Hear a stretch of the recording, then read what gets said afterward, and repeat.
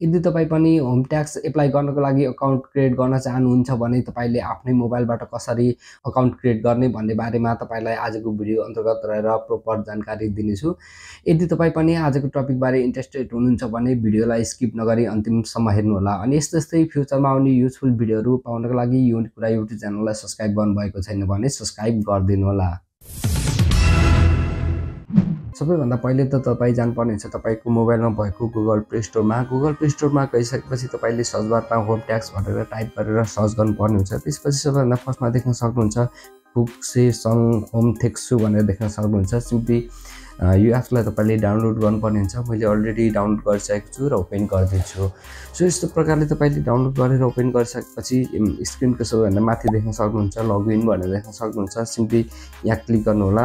यसमा क्लिक गरिसकेपछि तपाईले आफ्नो आइडी क्रिएट गर्नको लागि भने तपाईले यहाँ देख्न सक्नुहुन्छ खोङदोङ खानफ्यान खुमयुङ इन्जुङ सो भनेर देख्न सक्नुहुन्छ। सिम्पली यहाँ क्लिक गर्नु होला। यसमा क्लिक गरिसकेपछि तपाईले होयोन खाइब भनेर देख्न सक्नुहुन्छ। सिम्पली तपाईले यहाँ क्लिक गर्नु होला। यसमा क्लिक गरिसकेपछि तपाईले केही टर्म एन्ड कन्डिसनलाई एग्री गर्नुपर्ने हुन्छ। त्यसको लागि सम्पूर्ण यहाँ नजिक टिक मार्क लगाउनु पर्ने हुन्छ। यहाँ लगाइदिनु होला। त्यसपछि अलिकति स्लाइड डाउन गर्छु। त्यसपछि यहाँ पनि लगाइदिनु होला। त्यस्तै गरी अलिकति यहाँ पनि देख्न सक्नुहुन्छ सम्पूर्णमा भएकोलाई सम्पूर्णलाई टिक मार्क लगाइदिनु होला। त्यसपछि तपाईले यहाँ देख्न सक्नुहुन्छ खेइन भनेर देख्न सक्नुहुन्छ। सिम्पली यो खेनमा क्लिक गर्नुपर्ने हुन्छ। खेनमा क्लिक गरिसकेपछि यहाँ भनेको छ सङम्याङ भनेर देख्न सक्नुहुन्छ। त्यसपछि छुमिन ठुङरुक बनौ भनेर देख्न सक्नुहुन्छ। माथि चाहिँ सङम्याङमा चाहिँ तपाईले आफ्नो लिगल नेम राखिदिनु होला। साथीहरु तपाईले तपाईको एलियन कार्डमा जस्तो तरिकाले नाम रहेको छ त्यही तरिकाले राख्नुपर्ने हुन्छ र तपाईले आफ्नो नाम टाइप गर्दा भने तपाईले क्यापिटल टाइप गर्दाखेरि राम्रो होला। त्यसै गरी छुमिन ठुङरुक बन्नु भनेको छ तपाईको एलियन नम्बर राख्नुपर्ने हुन्छ। म सिम्पली दुईवटै फिलअप गरिदिन्छु।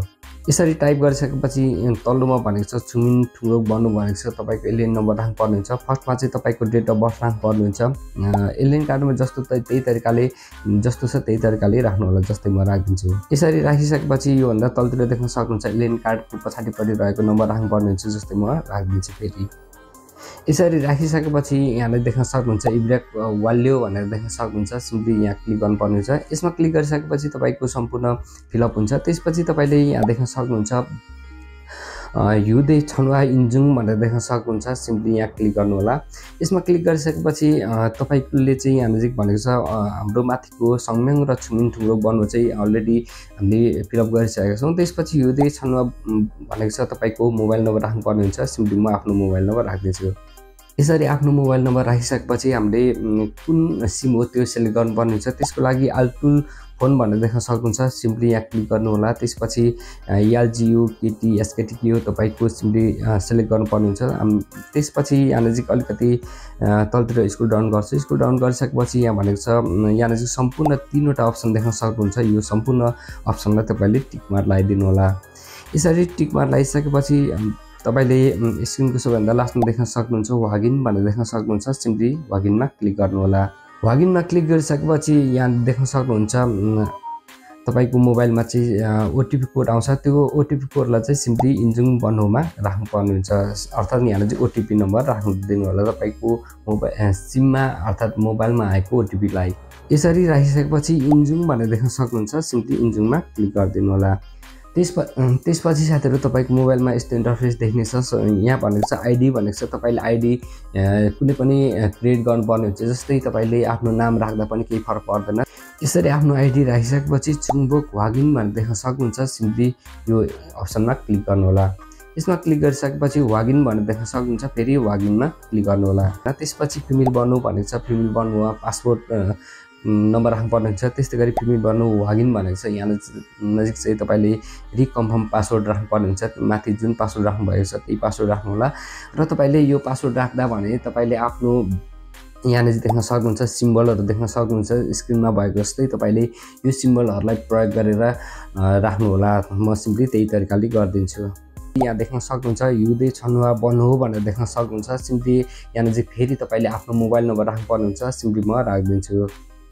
यसरी आफ्नो मोबाइल नम्बर राखिसकेपछि तपाईले यहाँ तलतिर देख्न सक्नुहुन्छ इमेल भनेर देख्न सक्नुहुन्छ। इमेल राख्नुपर्ने हुन्छ। सिम्पली म राखिदिन्छु। इमेल राख्दा भने तपाईले @ भनेर देख्न सक्नुहुन्छ। @ भन्दा अगाडिको जे छ तपाईको त्यो सम्पूर्ण कुरालाई फिलअप गर्नु होला।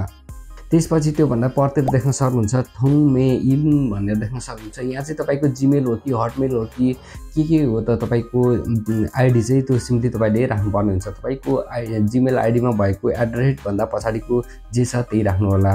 यसरी राखिसकेपछि यो दुईवटा अप्सनलाई केही नगर्नु होला। त्यसपछि वाल्यो भनेर देख्न सक्नुहुन्छ स्क्रिनको सबैभन्दा लास्टमा, सिम्पली यहाँ क्लिक गर्नु होला।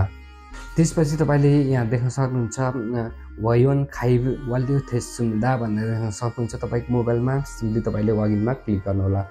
यसरी क्लिक गरिसकेपछि अब चाहिँ फाइनल तपाईँको अकाउन्ट क्रिएट भइसकेको छ। अब चाहिँ लगइन गर्न सक्नुहुन्छ। लगइन गर्नको लागि भने यहाँ देख्न सक्नुहुन्छ लगइन भनेर देख्न सक्नुहुन्छ, सिम्पली यहाँ क्लिक गर्नु होला।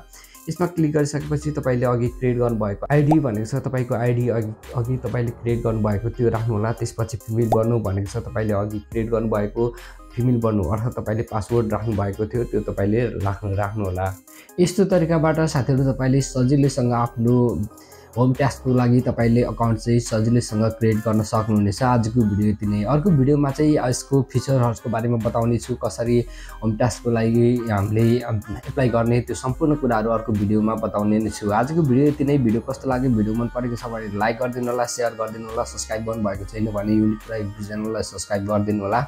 अनि यस्तै युजफुल टिप्सको साथमा अर्को भिडियोमा भेट्ने बाचा गर्दै आजको भिडियोबाट बाइ।